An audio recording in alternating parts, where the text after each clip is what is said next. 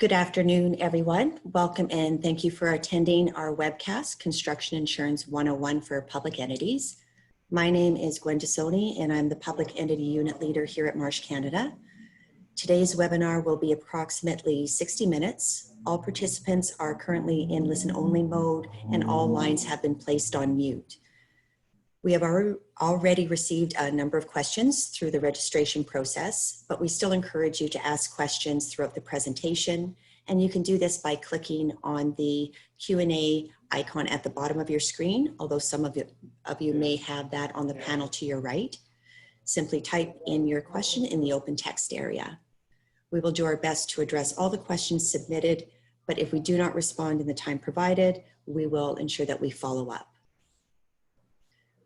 Our presentation today will cover the various risk exposures faced by owners and developers during phases of construction projects and how public entities can navigate these risks. Attendees will hear case studies as well as be able to ask our Marsh construction expert, Gaurav Kapoor, questions. During the presentation, we will cover insurance coverages available, contract delivery methods and risk transfer, as well as various procurement methods. The presentation itself will run for approximately 45 minutes, followed by a Q&A. So again, as a reminder, to ask a question during the Q&A portion of the presentation, please click on the icon on the bottom of your screen and enter in your question. Please note that this webcast is being recorded and a replay accompanied by a survey will be sent to each attendee. Your feedback is appreciated, so we do ask that you take the time to complete our short survey. So at this time, I would like to introduce you to our speaker, Gaurav, who is the National Project Risk Leader for Construction and Surety at Marsh Canada. In his role, Gaurav oversees the advisory and placement services for insurance and risk solutions for residential, retail, commercial, civil, power, and energy projects in Canada. Gaurav, over to you. Perfect. Thank you, Gwen. So I'll just a couple housekeeping items. I usually like to move around when I'm doing in-person presentations, so it's kind of hard standing at a desk doing this. So you might see me moving around, maybe grabbing a bottle of water. So apologies for that. We'll go on to the next slide just to kick it off now, Lisa. Thank you. So as Gwen mentioned, just to give an overview of what we're going to go over today. We're going to spend some time talking about construction insurances and insurance in general, and what the coverages are, project delivery methods that you could see in a typical project, CCDC contracts and contracts in general and supplementary conditions, and then considerations for projects and methods to which we can take a project and go forward with it. And then we'll have a time for question and answers afterwards. So if we can go to the next slide and kick it off. Yeah, perfect. Thank you. So I usually like to bucket or at least have a base of understanding for insurance coverages before we discuss the other items because it gives a good foundation. Typically, how I like to describe insurance coverages is kind of categorizing them into two buckets, first-party loss and third-party loss. First-party loss, you can look at coverages like your property all-risk program. So that's really intended to cover your own assets as a municipality or an owner. For physical loss or damage, from typical natural catastrophes like flood, fire, water damage, and a whole host of other perils as well. But really the essence there with first party policies is that it's coverage for your own assets and typically physical damage. Third party losses is the other category that you could look at coverages within. And really what we're looking at here from a coverage standpoint is protection for legal liability that you become liable for different hosts of instances. So third-party bodily injury and property damage, or financial loss that you might, you might be liable for from operations that you perform. So you can see there's a whole host of third-party coverages. This is not an inclusive list. This is really just typical coverages that you might see within construction that we wanted to include. So commercial general liability, CPL, contractors pollution liability, E&O, errors and omissions policy, and then auto liability. And we'll go into a little bit more detail about the coverages and how they interplay a little bit later on. And just as a side note as well, within insurance, we like to use our acronyms and have probably 5 or 6 acronyms that apply to the same coverage. So we'll try and explain those as we go along as well. So just to the next slide, Lisa. Thank you. So if we use that same concept of grouping the coverages and we look at a construction lens now, you can still kind of approach it the same way. When you look at first party coverage, the policy that comes into play the most is the builder's risk policy, again, also referred to as course of construction. Sometimes within contracts, you'll see it as broad form property or all risk property. So there's many names for the one coverage, but essentially this coverage will provide for physical loss or damage to materials and equipment forming part of the project. The builder's risk policy can also be expanded to include delay in startup insurance, which is similar to business interruption in the sense that it will protect you against loss of profits from the project if the project does not meet operations at the scheduled time frame.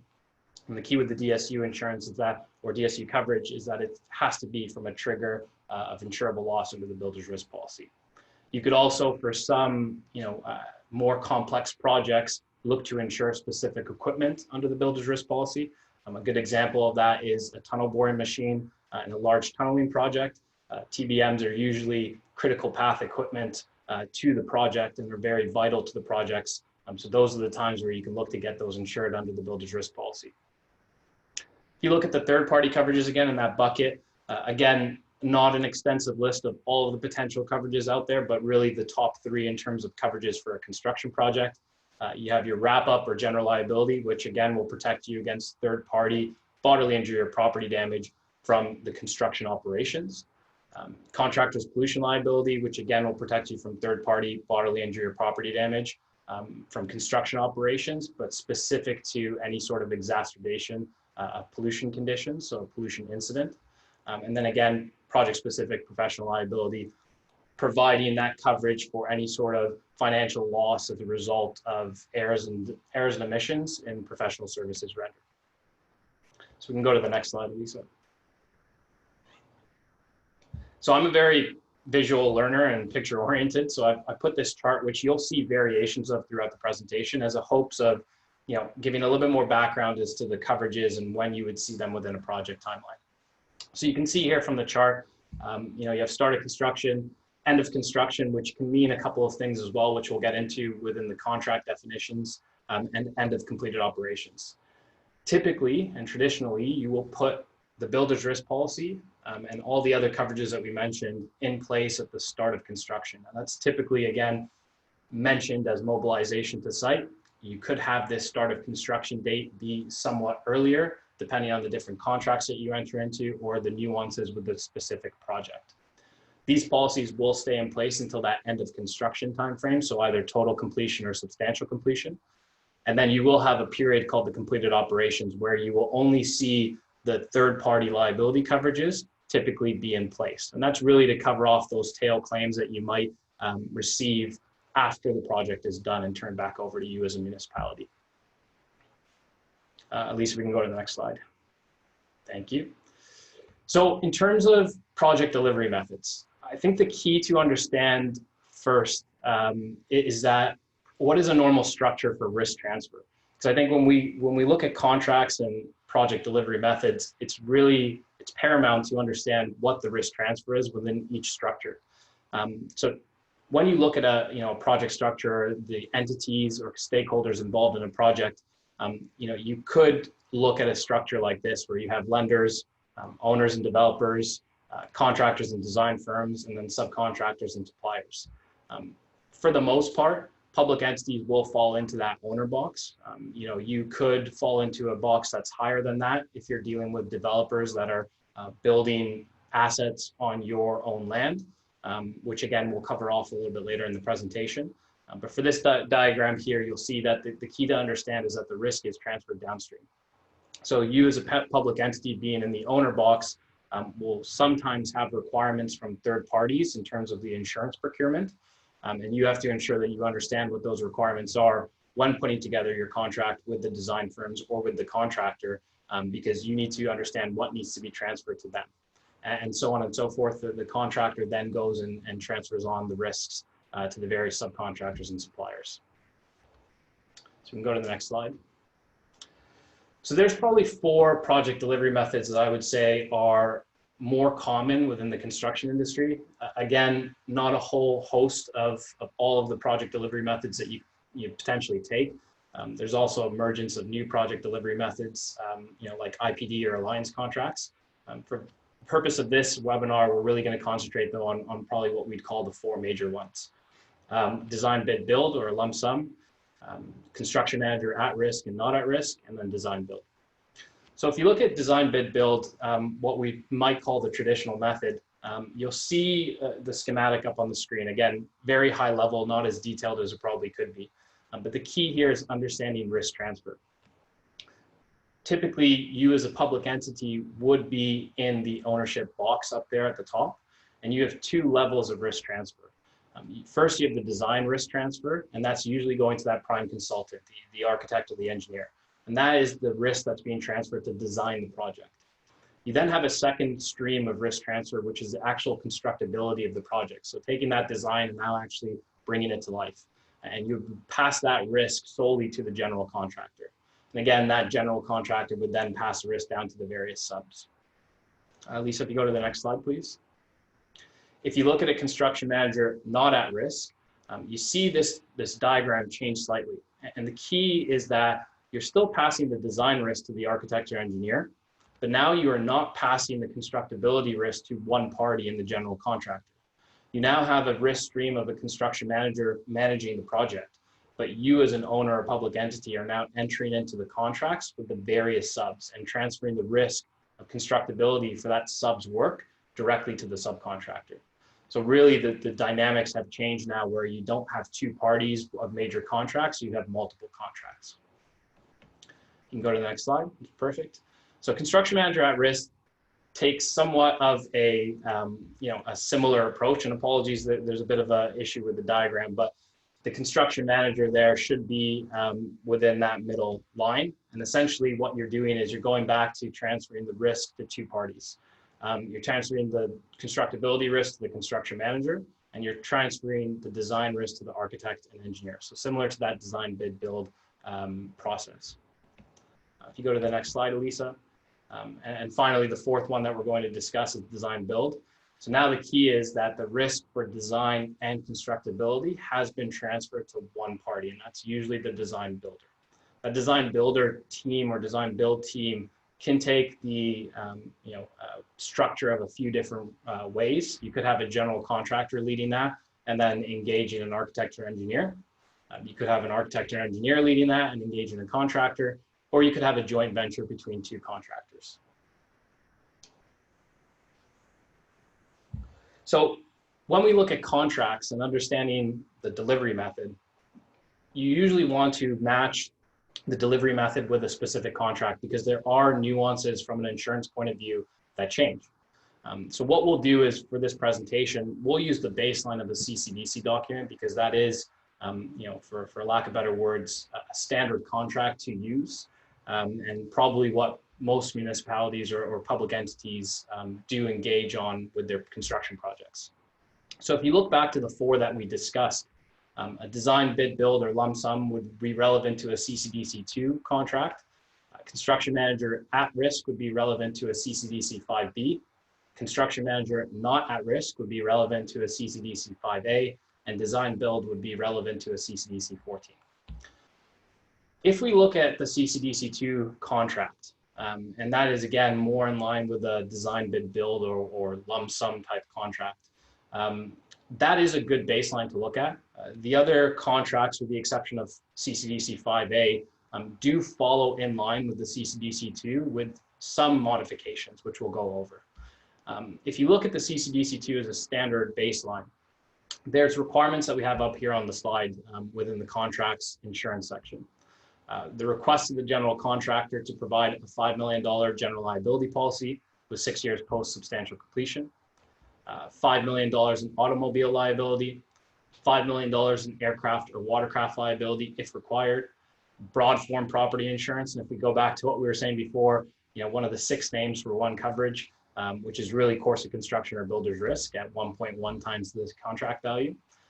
Boiler and machinery insurance, although it is separated as a separate cover, it is now typically included within a builder's risk policy in today's marketplace. and then contractors' equipment insurance. If we go to the next slide, just going back to that kind of pictorial that we had before, you'll see this up on the slide where it follows a similar suit. If you look back to the requirement of commercial general liability insurance in 6 years post substantial completion, that's the period that we're really talking about in this slide deck of completed operations. And that's really the contractor evidencing to you and renewing their general liability policy, 6 years post substantial completion of the project. That could suffice that requirement.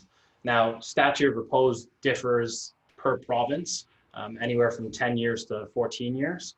So the requirement within the CCDC documents don't always line up to the statute of repose within the specific province.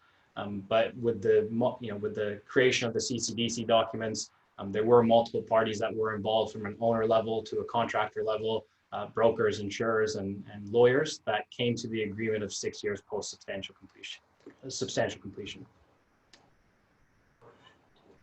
You will see there two other coverages. Yeah, thanks, Lisa. You will see there two other coverages, CPL and professional liability, that I've put there.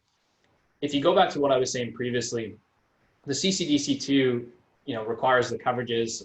Elisa, if we can go to the next slide, requires the coverages that were listed there. When you look at a design build contract, so CCDC 14, the difference now is that professional liability as an insurance requirement is introduced into the contract. And that's really because if you go back to thinking about that structure that we had shown before for design build, you are transferring the design risk and the constructability risk now to the same party. So the requirements for professional liability need to be brought into the contract. If you look at the other CCDC contracts, so let's use a 5A, for example, that is where you get differences in the structure of the contracts. Because you're entering into multiple contracts with the trade contractor and not just one party, as with a GC, you now have two forms that you have to utilize. So the CCDC 5A for the construction manager and the CCDC 17 for the various subtrades or trade contractors. The requirements there differ from the standards that you would see in CCDC 2 or 14, because now they require that the owner, so the public entity or municipality or township, will have to procure builder's risk and wrap-up insurance. So they do differ from the different CCDC forms. I would liken CCDC 2 and 5B to be very similar. I would then say CCDC 14 is slightly modified with the introduction of professional liability insurance. And then CCDC 5A is where it changes up a lot, where now you have the requirement for project-specific insurances.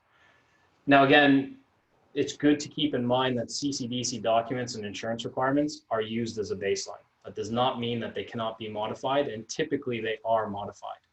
So if we go to the next slide, this is really where we want to talk about how we modify these CCDC documents or why they're modified. Typically, you will see supplementary conditions on contracts, so CCDC contracts, to modify a multitude of things within the contract.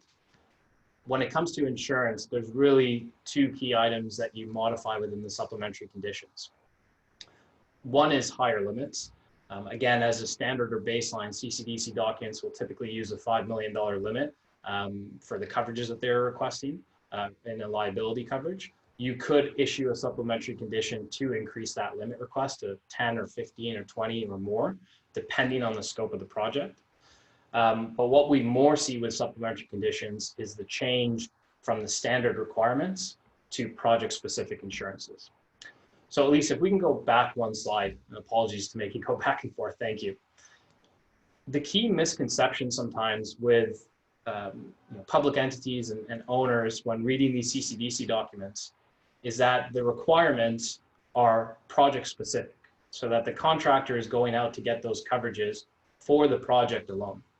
And that is a misconception, because with the way that the language is written on the CCDC documents, contractors are able to suffice the general liability requirement by just evidencing their operational coverage.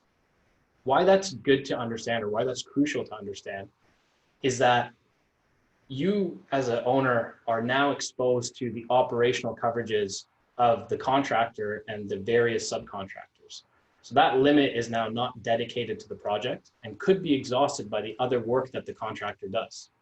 Their operational policies as well usually have an annual aggregate, and you do not typically get the level of consistency of coverage from insurers and coverage in general as you go down the tiers of subcontractors. Until you get to that 5th or 6th tier of subcontractor, you might find an inconsistency in the coverage of general liability that is actually evidenced. So if we go back forward a couple slides, Elisa. Perfect, thank you. So project-specific insurance. What are the benefits of project-specific insurance and why would we turn to that? So if we take what I just said and put it into context, if we look at a general liability policy, you now have a policy that's being evidenced by the contractor that's their own operational cover and that's exposed to all of their works. And you now have all of the various subs doing the exact same thing. What happens in the event of a claim is then you have a finger pointing contest. And every party that is being brought into the suit is likely going to push that responsibility off to the next party. You might have the contractor looking at the subcontractor looking at another sub that was on site or looking at a sub that they hired. And you start to get this finger pointing match where no one wants to take responsibility for the claim. And no one wants to have their policy respond on behalf of the contracted parties to the project. You as an owner then are delaying the time which a policy is going to respond in the event of a claim, which is not ideal. Project-specific policies cover all parties to the project. So if we look at a wrap-up policy, it will cover all of the contractors and subcontractors that are engaged on the project. So it eliminates the finger-pointing battle. If there's a claim from a third-party perspective that is caused by the construction operations, there's not a further investigation to lay blame on which party caused the loss. The loss would be covered under the policy, so the wrap-up policy, subject to the terms and conditions of that policy. So there's no need to actually have a battle of which policy is going to respond. The project-specific policy is there for the project and covers the participants within the project. Dedicated limits. So project-specific policies do have dedicated limits to the project. So when we look back at the standard CCDC requirements of $5 million general liability, that limit from the general contractor might be exhausted in the event of a claim.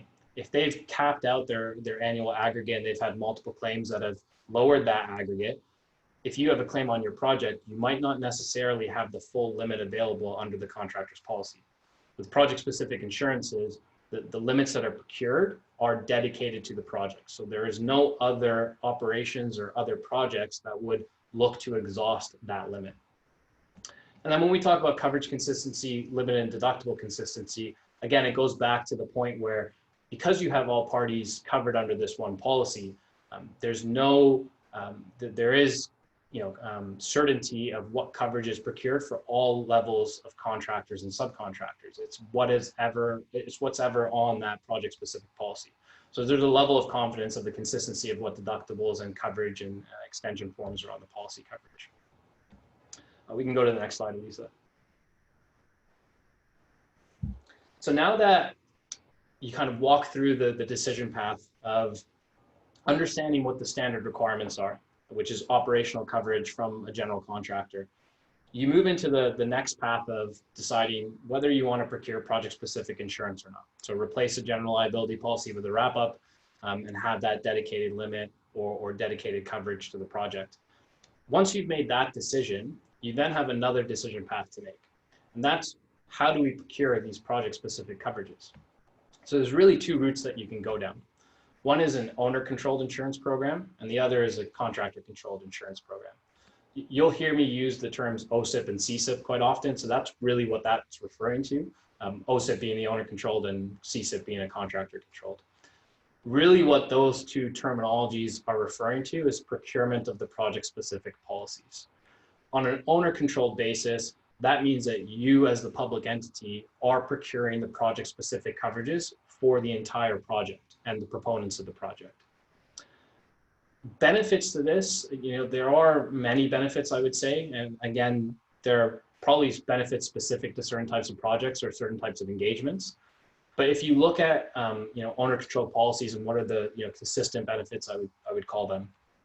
One is premium certainty or cost certainty. What we find typically is with sophisticated contractors, you will likely see a chargeback for those insurance costs on a project-specific basis with an overhead or margin included within that price. So you as an owner are not seeing the true cost of that project-specific insurance. If you were to procure that insurance on your own, you would understand and you would see what the true cost of that insurance is, but you would also be able to leverage your portfolio, which is likely much larger than what a contractor's is, within the marketplace to obtain favorable pricing. Management of the policies and claims is also another item. We've seen, again, sometimes within a claims process, depending on the claim, you could have a complex one that does span out for a number of months. We've also seen points of pain for owners and developers through a claims process if they do not manage the policies. It's very difficult to have your broker or your representative step into claims if they are not the ones managing the policies, and you do rely heavily on the contractor and their broker to manage those claims and the process properly. Again, I can say firsthand, we've been in situations where it's hard to have that conversation with the insurer about coverage and coverage contemplation or how wording should read if we are not the brokers that have placed that policy. So claims management is a huge thing when it comes to deciding on OSIPs, because you do control those policies, so you are able to manage that claims process with your advisors. And then I think just in general, we've seen in the public entity space, we've seen a number of projects that have had disputes with contractors or insolvency of contractors. This is a big thing to consider because, again, I think public entities and owners go into a project with the mindset that we've chosen the best contractor possible. We've done our due diligence, but it's not to say that defaults and insolvencies of contractors cannot happen. We've seen probably in the last couple of years, a number of default scenarios or insolvency scenarios where a public entity midway through a project or near the end of a project has defaulted the contractor, or the contractor has walked off the site.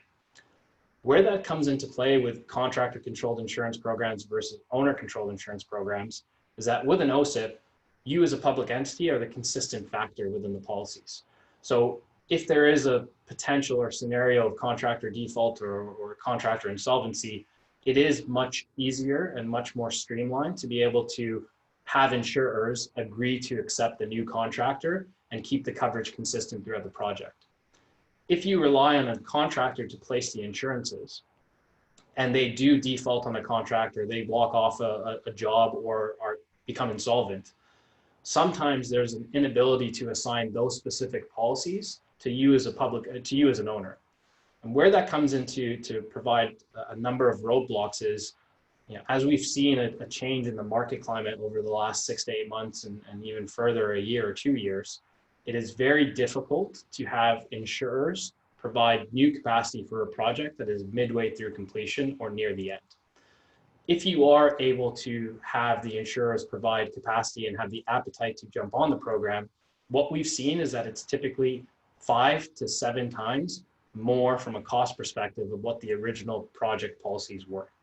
So again, this is not going to happen on every single project, but there is a potential going down the contractor-controlled insurance program route where you could have a dispute with that contractor, those policies walk away with that contractor, and now you have a hard time replacing those policies. And if you are able to replace them, it comes at a much higher cost. So with that said, when we look at supplementary conditions, the first path is deciding to move away from operational cover to project-specific coverage. And then the second path or decision tree then becomes who procures the coverages. When we're making these decisions, the key is ensuring that this is communicated properly through the contract language. And Elisa, if we go to the next slide, please. Oh, apologies. So just maybe before I get onto that point, again, going back to my graphic that it's expanding through this presentation. When we look at project-specific insurances, and if that's the decision to go ahead with project-specific insurance on the project, this is now how our graphic looks. So you have project-specific insurances that are put in place with a specified point for completed operations. So project insurance like wrap-up, for example, there's not market availability to extend that completed operations past a certain point. Typically, it's 24 months to 36 months. So to keep everything in line with how CCDC as a standard reads, we then supplement that remaining completed operations period to get us to the 6 years with the contractor's insurance. So you'll see that the purple highlighted section is really relating to the contractor's operational insurance. So their operational insurance still does come into play if you go down the route of procuring project specific. So we go to the next slide. That should be the contract. Perfect, thank you. So this is really where it comes into play to ensure that your supplementary conditions are very detailed and very clear on what the procurement method is. It's easy for me to show you that chart, and that chart probably still confuses you of what needs to be put in place and when it needs to be put in place. So the language within the contract is so vital to ensuring the success and obviously communication between all the different parties within the project. So at Marsh, what we do is we work with the teams and the lawyers to insert specific language resulting or related to the insurance section of the contract to basically rewrite it into two sections. One section being what you as an owner are going to procure on behalf of the project team, and two being what the contractor still needs to procure on behalf of the project team or on behalf of themselves as an entity. And again, I've seen horror cases or horror stories where language within a base contract of the CCDC contract is not modified correctly, and there are further issues down the road when you do have a claim scenario. I mean, to give you an example, I've seen an owner decide to go down the route of procuring a wrap-up policy, and their lawyers then draft a contract or supplementary condition change to completely delete general liability request from the contract and supplement it with a wrap-up liability policy. On first glance, a change like that is probably logical and it makes sense. But what happens is you do forget to tie up the contract. So, with replacing wrap-up liability for commercial general liability policies, you still need to have language that the contractor maintains that general liability policy for a difference in limits, difference in conditions, and post-completed operations period. So that might not come up or come to fruition as an issue until after the project, 3 or 4 years down the road, where your wrap-up policy completed operations period has expired, and you now have a claim that you need to have a policy respond to. So there are a lot of nuances that go into changing the contract in the insurance section. So it's critical that those changes are contemplated with a broker or advisor when you do make them. This really kind of gets into our next slide, if we can go to that, Elisa. So what information is required and what's the process? What you'll see here is the process of actually procuring the quotes. But what we tell our clients and what we work with our clients on is actually getting involved much, much earlier. As we've gone through this, this presentation, hopefully you've been able to see that there is a lot of work that goes on before you even put shovels into the ground, and well before you even go to a tendering process. Conversations need to be had at the start of announcement of a project or conceptual design of a project around the different risks that the project has, the project delivery method that it will be taking, and the different parties that are going to be contracted. Once you have conversations around that, you can really draft kind of what the exposures are on the project and what insurances are applicable and what insurances are optional or required. Once you have that, you can then work to draft that contract. In my opinion, the decision to procure project specific or rely on the contractor's operational insurance, and also the decision of who's going to procure project insurance, should always be decided well in advance of that tender going out to the contractors. We've seen a lot of miscommunication happen and a lot of lack of clarity if those decisions are made during the tender process, which could lead to overcharges, duplicate insurance being provided, and I think just a miscommunication between the whole project team, which could lead to issues down the road. So really, I think that the key message is having these conversations with your broker or advisor well in advance of the tender going out, so we can make sure that everyone's on the same page. If you look at the actual procurement of the insurance, depending on the project size and project scope and complexity, typically what we see is a 1 to 2 week time frame to secure quotes for probably projects under 50 million. Over 50 million with the current market climate, we're looking at anywhere from 2 weeks to 4 weeks or more, depending on the complexity. What we ask for typically or what you will be asked for typically when you're going out to place a project are the items that we have here, which most of the time will be on file or on hand to a certain extent in draft mode that can be supplied to the markets to secure information with the information to go to markets to secure quotes. Typically, again, this graphic here goes over the process of getting quotes from the markets and then procuring the quotes and putting them into place before the project starts. I think, the key that I want to get across here is once you decide on the procurement of insurances and who's going to procure what, it's very crucial to have the information ready for the project so that we could supply it to the insurance market to tell that story of the project to get favorable terms and conditions. You can go on to the next slide, that'd be great. Perfect. So really just wanted to open up to questions and answers now. I know we're a bit ahead schedule, so hopefully we can get you a little bit more time back in the day. But I'll turn it back to Gwen now, to just go over some questions and answers if we had those. Yeah, thank you, Gaurav.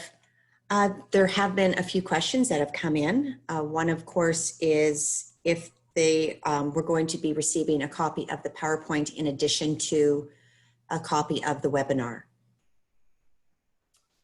Yeah, so I mean, I'll let, I believe the webinar is recorded and you will receive a copy of that, and we can definitely send a copy of the presentation as well afterwards.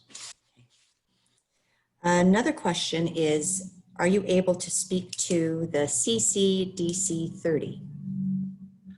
So specifically, I think we could probably do another 2 hours on the CCDC 30 and the requirements within there. So probably just for the benefit of time, I'd ask whoever asked that specific question, feel free to reach out and we can have a conversation on that. But again, I think speaking to that specific CCDC document will probably be a couple hours just in itself. That sounds ominous. Another question is, can you speak to the current market condition for construction insurance? Yeah, for sure. So I think from a market position, and I'm assuming, insurer appetite and capacity and pricing, I would say for certain types of projects, or at least overall within the insurance marketplace, not specific to construction, we've definitely seen a shift in the marketplace over the last couple of years. Large natural catastrophe losses, more complex claims that are coming through have obviously changed insurers' appetites and capacity and just overall income and profit on what they do as a business. Specific to construction, we have seen a change in the marketplace over the last 2 years. I would say you probably hear this quite a bit from your advisors, but the market is changing on a weekly or daily basis. Specific to construction, following the same suit as the insurance marketplace, there's been a lot of natural catastrophes that have led to losses. But I would also say that in the last 5 to 6 years, projects have gotten much larger in value, much larger in scope, longer in period, and more complex. All of those factors have led to insurers being on risk for a longer period of time and covering more potential claims than I think previously to that. You think of the projects, mega infrastructure projects that run 6 to 7 years. You could have insurers feeling the effect of losses for that whole period of time. And that is what we have seen in the insurance marketplace specific to construction. I would say for, if you looked at a holistic perspective, because again, for public entities, you could have a number of different types of projects, whether it's road construction, bridge construction, four-wall builds. We have seen rates increase significantly, anywhere from 50 to 100% over the last couple of years, depending on the type of project. We've seen deductible requirements go up from insurers, specific to certain items and specific to certain projects. So for example, four-wall builds that are classed as high-rise, so maybe above, call it 5 or 6 stories or 10 stories. You will see higher deductibles for water damage.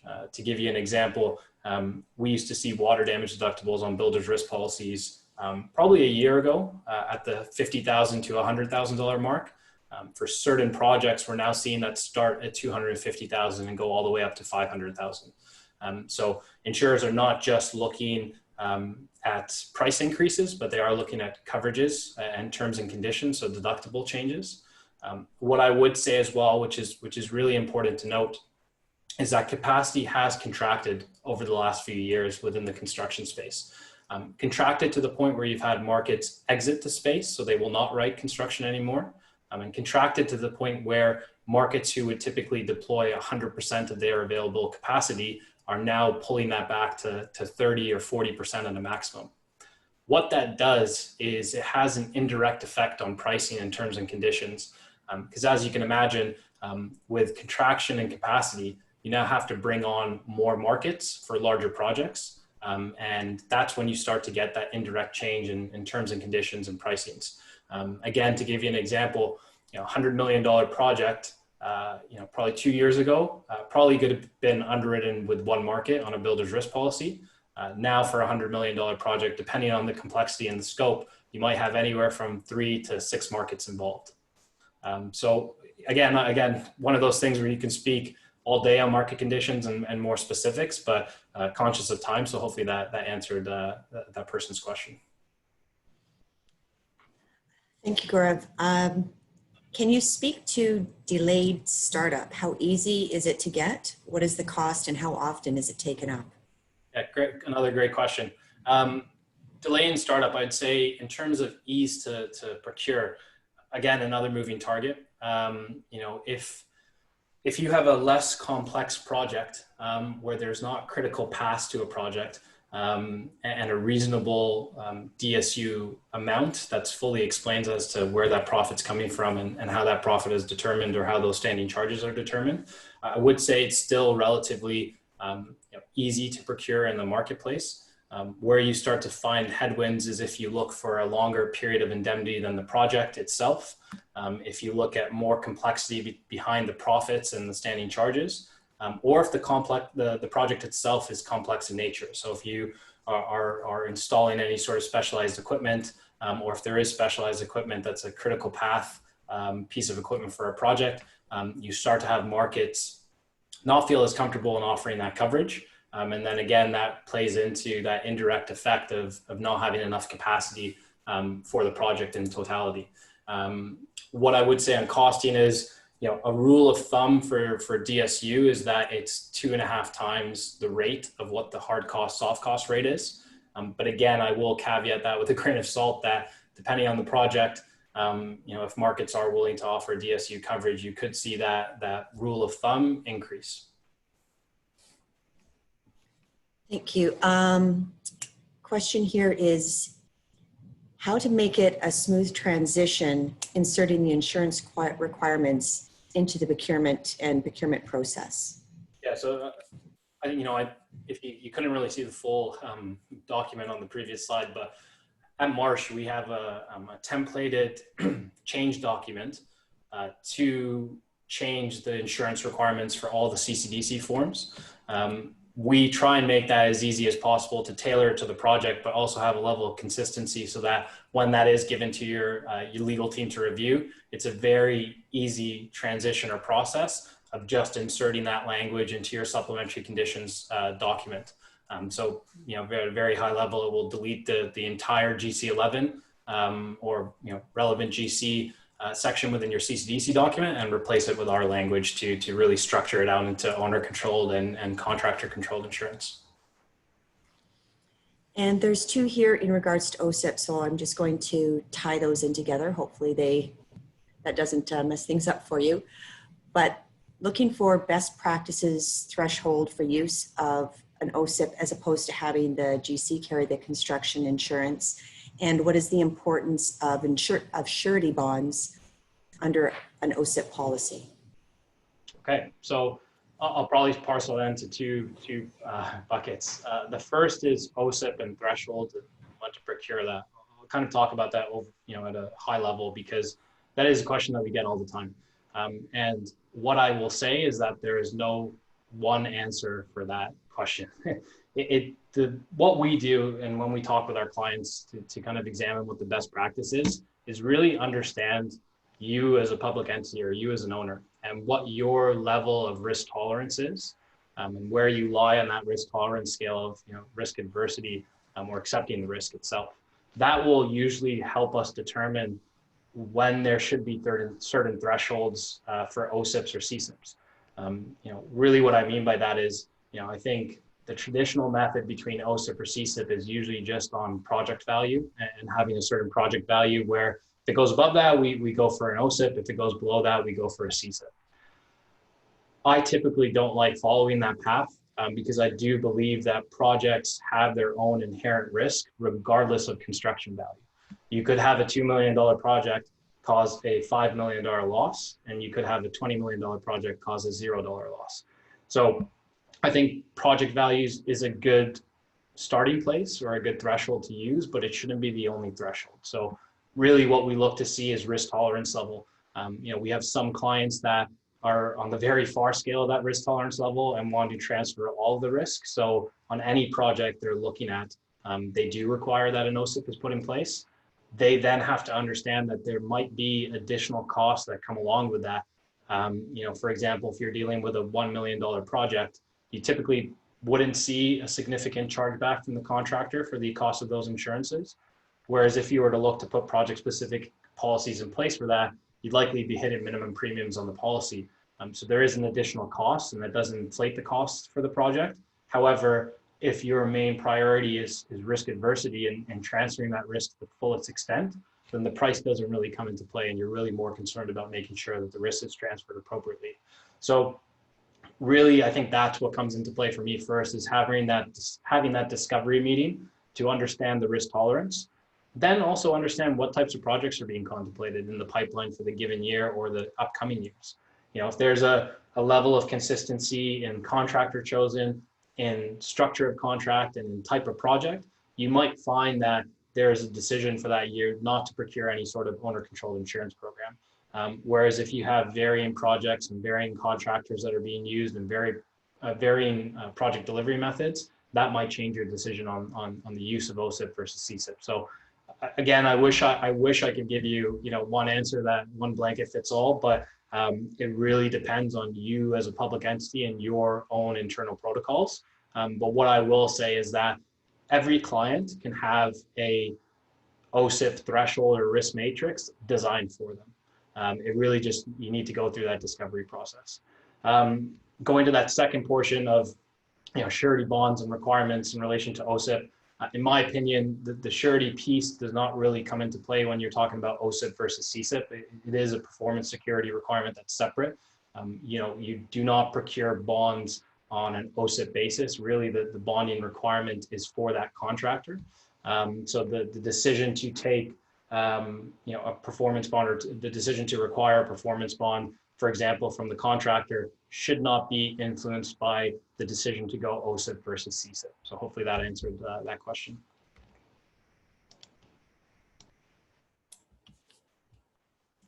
Unmute myself.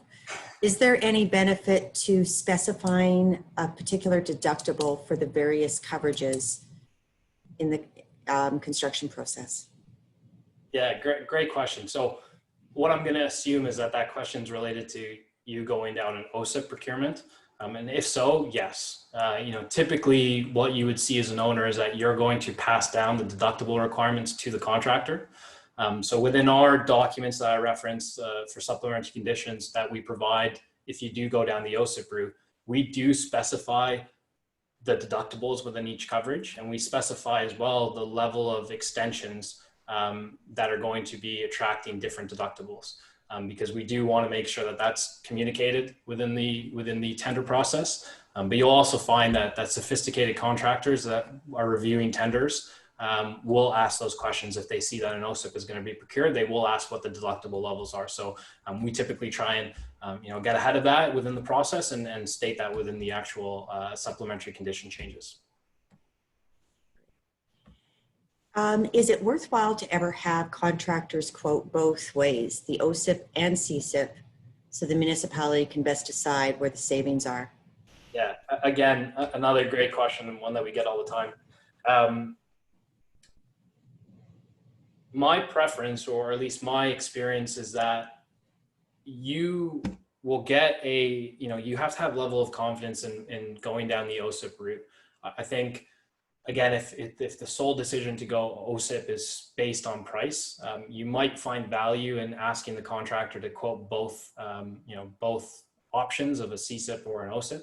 I think the other thing to keep in mind as well is, I don't think you can ever control how a contractor displays their costing or their chargebacks. I mean, some might put it into the general overhead, some might split it out and say that it's an insurance cost, and some might go further and split out what that insurance cost is.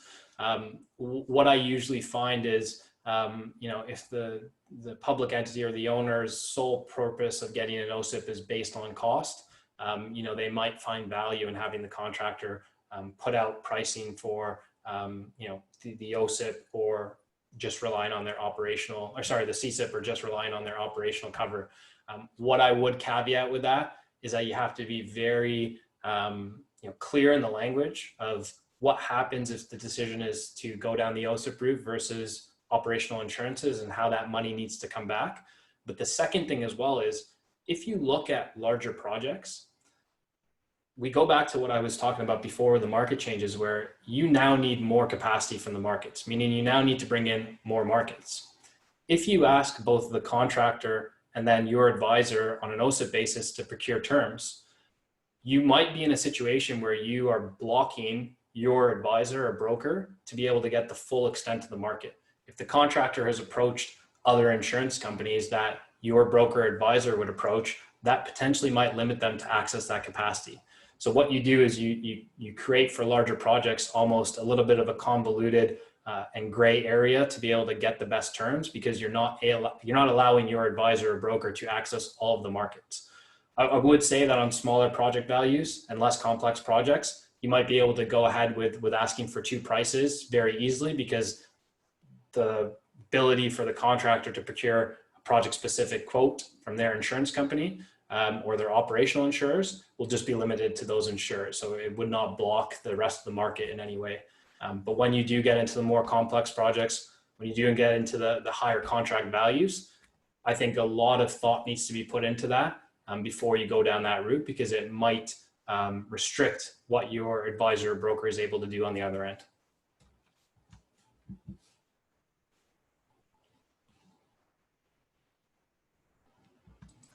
Thank you. And of course, this is something that we can't really escape this topic or this subject with any topic that we talk about nowadays.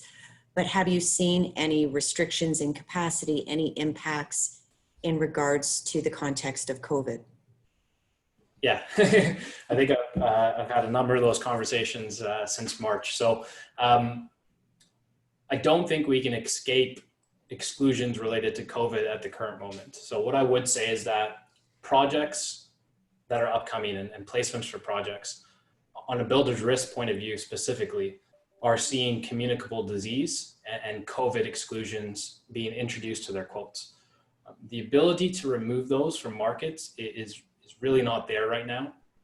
Most of the markets from a domestic Canadian perspective or even international are all getting their orders to include these exclusions or endorsements from head office. And I haven't seen any sort of push to a head office approval to remove being successful.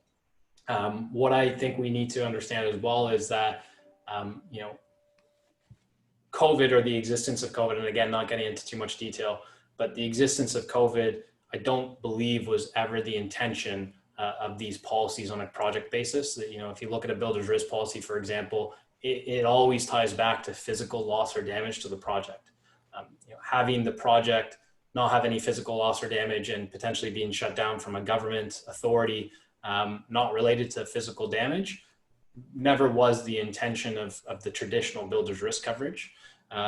So I would say that there is no getting around right now those exclusions or endorsements. What I would say is that depending on your broker advisor, there is ability to negotiate what type of communicable disease or COVID exclusion gets added to the policy, and to ensure that the wording is not broad enough that it could be misinterpreted. And that's really what we're seeing, is that some of the communicable disease or COVID exclusions that are coming from certain markets, the intent is similar across the board of what is looking to be excluded.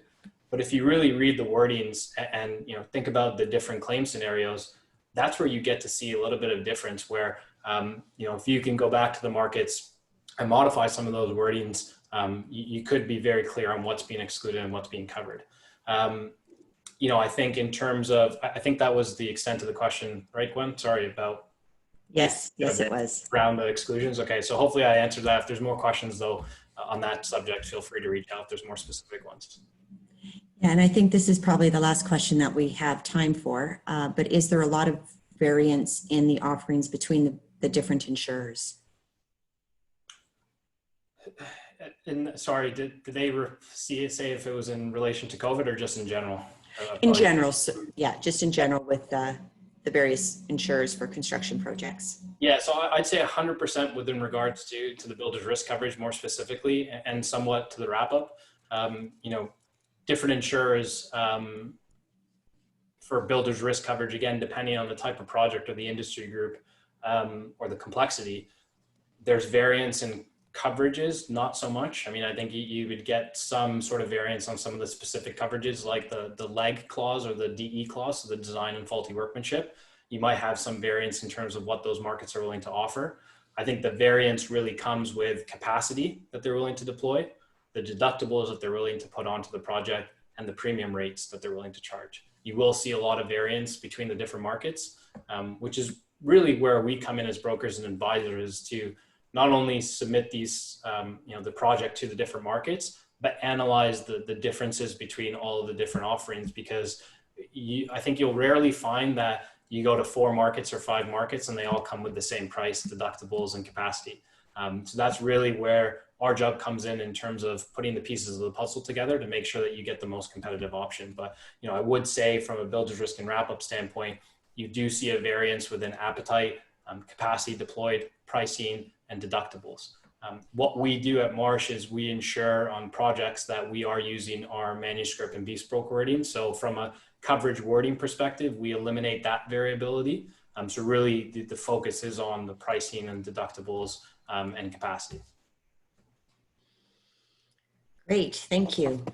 So that is putting us 2 minutes to 2 o'clock. So we will probably wrap it up now. If there's any additional questions that anyone has, please reach out to your Marsh contact or myself or Gaurav directly, and we'd be happy to try to answer those for you. As we said, a copy of the PowerPoint and webinar will be sent to everyone who has attended today. And we thank you very much for giving us your time and hope you have a wonderful day. Thanks, everyone.